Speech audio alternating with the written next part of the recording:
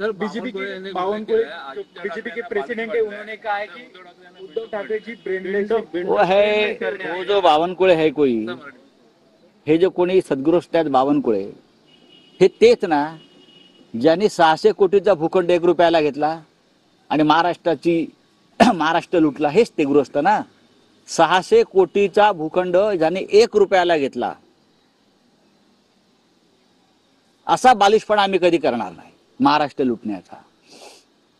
600 कोटीचा भूखंड 1 रुपयाला, हा काय? ईडी कुठे आहे? सीबीआय कुठे आहे? या माणसाला ताबडतोब अटक केली पाहिजे. देवेंद्र फडणवीसांनी याला महसूल मंत्रीपद दिलं, हा मोठा गुन्हा आहे. भ्रष्टाचारांना पाठीशी घालतात, राज्य लुटणाऱ्यांना मंत्रिमंडळात घेतात. बावनकुळे, तुम्ही उत्तर द्या. 600 कोटीचा भूखंड 1 रुपयाला घेतलाय तुम्ही, 1 रुपया किमतीला. आम्हाला मिळेल का?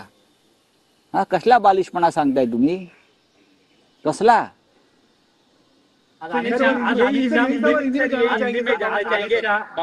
अरे छोड़ो बावनकुळे कोण आहे यार? क्या है बावनकुळे? बावनकुळे बावनकुळे बावनकुळे रावणकुळे. सर, अजित पवार यांनी शेतकरी कर्जमाफीला विरोध दर्शवलाय अशी माहिती समोर येते. मला माहित नाही.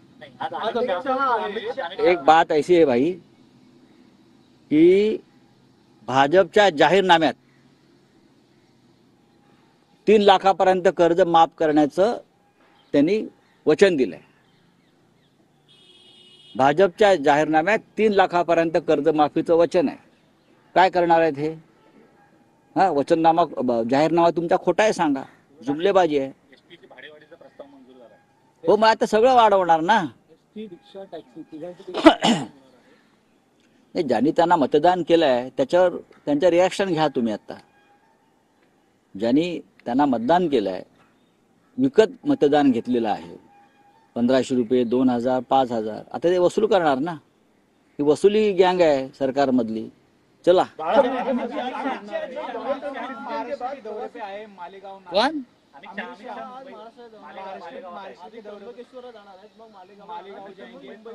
आने दो ना, इसने रोका है? महाराष्ट्र है, देश का हिस्सा है. देश के गृह मंत्री अगर आते हैं, तीर्थ यात्रा करते हैं, तो अच्छी बात है. हमने कहा बोला कि मत आइए करके. जब तक गृह मंत्री है तब तक अपने आप को देश के मालिक तो मानेंगे ना वो. कभी ये मालिकाना हक बदल जाएगा तो देख लेंगे. बांग्लादेशी के ऊपर कुछ कार्रवाई. तर संजय राऊतांनी पुन्हा एकदा एकनाथ शिंदे आणि केंद्र सरकारवर जोरदार हल्लाबोल केला.